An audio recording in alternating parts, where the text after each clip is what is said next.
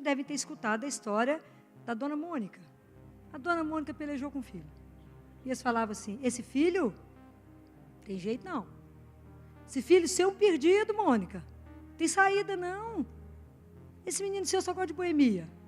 O lugar que ele mais gosta na vida é a mulherada. Vai dar jeito na vida? Vai não, minha filha. Seu filho não tem jeito. Mas Mônica conhecia a palavra de Deus. E ela lembrou disso aqui, ó. Por essa razão, dobro os joelhos diante do pai.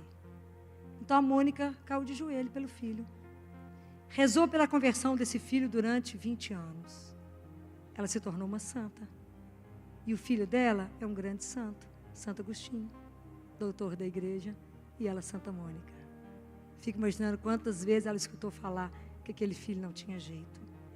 Então vocês não desistam de nenhum dos seus filhos. Por mais que ele seja rebelde. Por mais que ele esteja dando trabalho. Por mais que ele esteja num caminho perdido, não desista dele. Porque esse filho é amado do Pai. Esse filho foi feito por ele. Esse filho te foi entregue. Dobra o joelho diante daquele que é Pai. Até hoje eu não conheci ninguém que tenha dobrado o joelho e Deus não tenha atendido. Eu não conheci ainda. Talvez a família não conheça o poder de intercessão que pai e mãe têm diante dos filhos. Vocês estão vivendo uma situação difícil, é porque nós rezamos pouco demais. Desliguem a televisão, ajoelhem e peçam, e vocês verão milagres acontecer. Não desistem, não desistam, não desanimem diante de nenhum problema, nenhum. Vocês não têm noção do tamanho que é o nosso Deus. O que há de impossível para Ele? Nada. Santo Agostinho virou santo, lembra disso? Leiam a biografia de Santo Agostinho, para vocês poderem ver que eu não estou exagerando.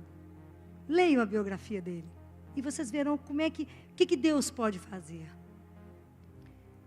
Quando Deus fala para Moisés, e que Moisés fala para o povo de Israel, fala, ouve Israel, teu Deus é o Senhor de todas as coisas, né? Amarás o Senhor teu Deus, e só a Ele prestará culto, e você vai ensinar isso para os seus filhos e para os filhos dos seus filhos. Será que estamos passando isso, né? Porque para a gente poder viver e ensinar para os meninos, mais do que falar, é a nossa experiência de amor, de solidariedade, de justiça, de fraternidade, de acolhimento, de sensibilidade ao sofrimento do vizinho, do sofrimento perto de nós, do sofrimento na própria família, como é que a gente acolhe, como é que a gente tenta resolver. Então, o que nós estamos fazendo do ponto de vista cristão? Como é que estamos conduzindo? Como é que está sendo a nossa família cristã?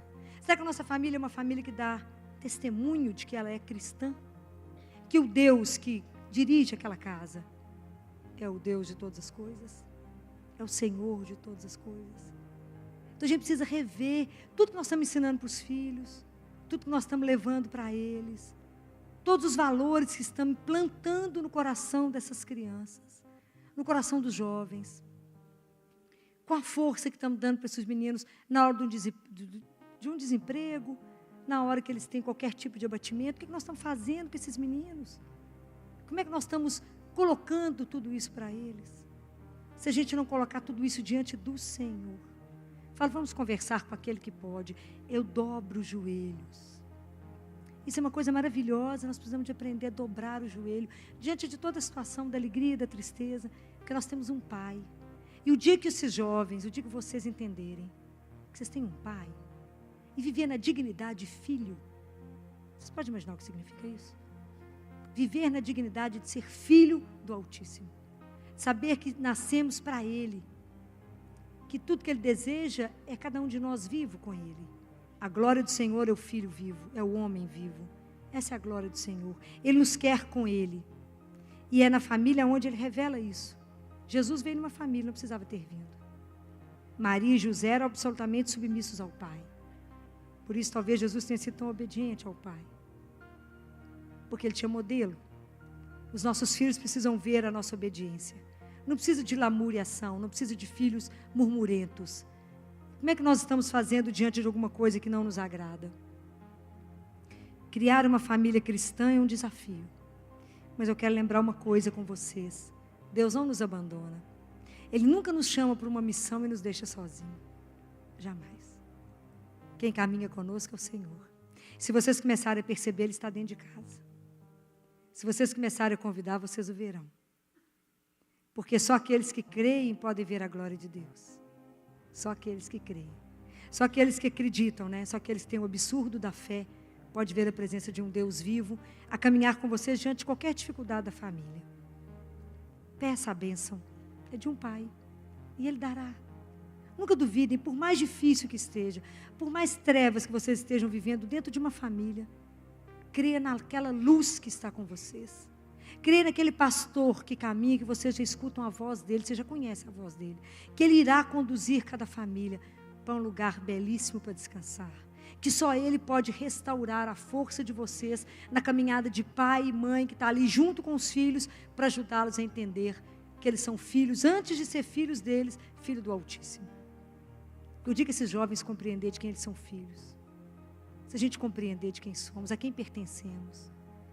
Porque a gente vai aprendendo tudo isso, principalmente a dificuldade, não é? A hora que eu vejo uma mãe ter que entregar um filho, eu sempre tenho que lembrar a elas a quem esse filho pertence, de quem que ele é. Antes de ser seu, ele é de quem? É do Senhor, e não é fácil viver isso. Mas a gente começa a trabalhar isso devagar. É pela luz de Deus. A gente não caminha só. Rezem, peçam. Peça a presença do esposo em casa, não é? Daquele que estava lá na festa de Caná, que transformou a água em vinho. Ele transforma todas as situações da nossa família. Vai apresentando uma a uma. Peça a Deus a graça, tudo é graça. E rezar em família é graça. Peça a Jesus. Fala, Jesus, nos dê a graça de rezarmos todo dia juntos. Comecem com o Pai Nosso, peça a Ele. Jesus, nos dê a graça da família toda comungar, de receber vivo. Senhor, nos dê a graça da família aprender a palavra e se alimento. Peçam, porque tudo é graça. A gente não consegue nada sem que Deus conceda.